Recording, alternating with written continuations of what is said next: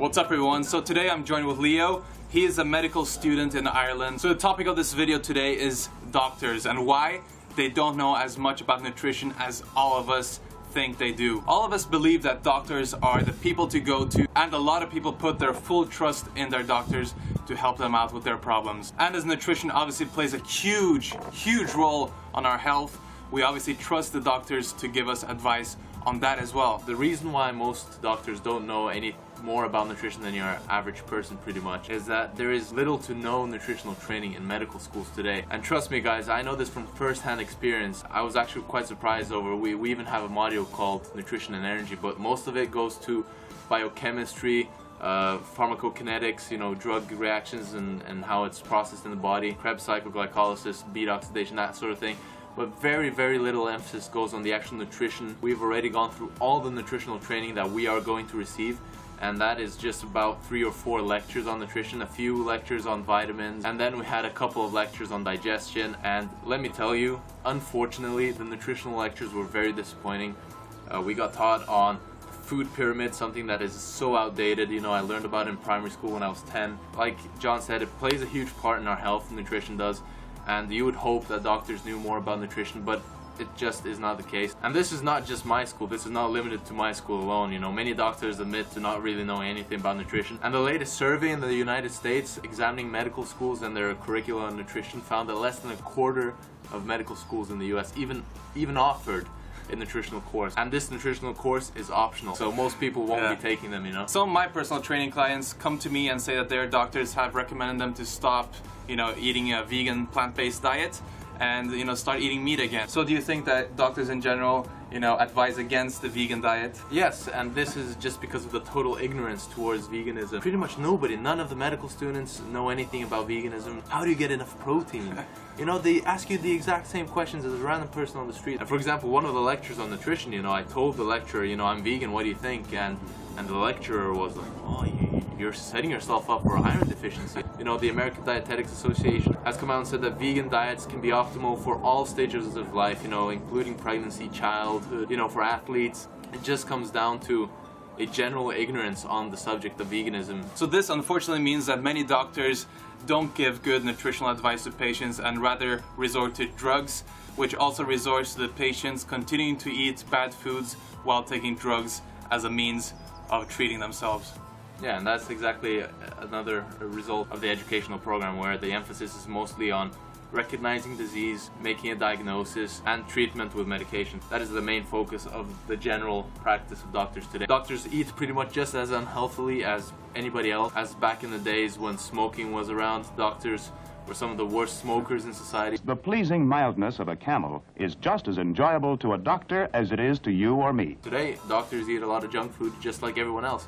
And just like anybody else in society, doctors also have their biases against food choices and changing their way of eating. Because like anyone else, they don't like changing their way of living and their customs. A lot of doctors will still get heart disease. They will still go on statins or cholesterol-lowering drugs. It just goes to show doctors are like anybody else. They will fall victims to bad nutrition and these chronic diseases that so many of us suffer from. So although nutrition plays a crucial role in our health, why do doctors and the people that we put our trust in the most not tackle this, not talk about nutrition? So the reason this is because a lot of the research that is going on is being sponsored by the industry, and the research in turn is very important for universities. So the universities that are conducting this research are indirectly being sponsored. Not only the research that the university does, but also the lectures and the course material itself will be affected by the industry that is promoting all the research that is going in. For example, in obesity lectures in our school, we get taught a lot about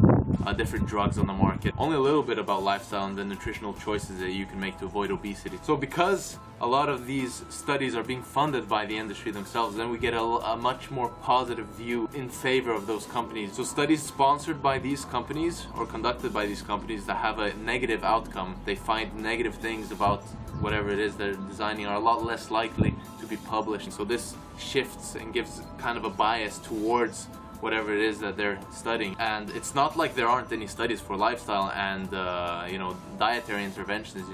The few studies that are done often find that diet and lifestyle interventions are just as effective, if not even more effective than any of the drugs. And what is the negative side effect of eating more broccoli and spinach and exercising more, you know? And not only will the industry publish less of the studies that find a negative outcome, but a meta-analysis found that studies that are sponsored by the industry are 4 times more likely to find a positive outcome regarding what the company is you know, investigating. And some of you might be asking yourself, why is lifestyle and diet so important if doctors don't talk to you about it? There is no massive broccoli industry with billions of dollars, you know, trying to, you know, promote studies and, you know, market their way, you know, into people's lives. You know, Big Pharma has, you know, 10 companies of the top, you know, Fortune 500 companies in the world.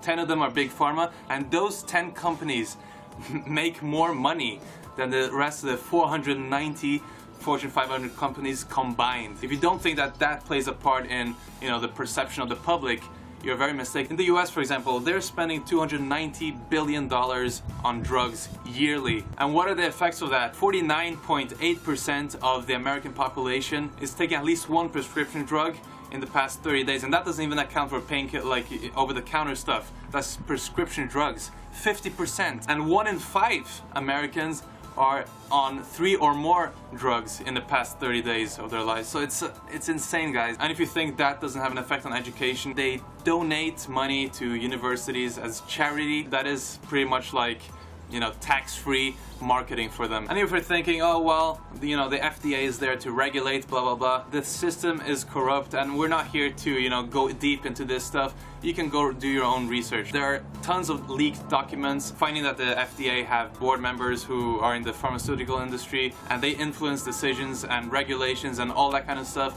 You know, it's not conspiracy theory. You know, we don't want to sound like we're just bashing on all doctors or anything. There are doctors who have extensive and additional training in nutrition who do know what they're talking about, but we are talking in a more general perspective. You know, in a general sense, there is way too little emphasis on nutrition, lifestyle, prevention, and, you know, in the end of the day, prevention is going to be way more effective than any drug on the market. And I encourage you guys not to just take our word for it, but do your own research, dig deep, and find the truth, because it is a fucked up world.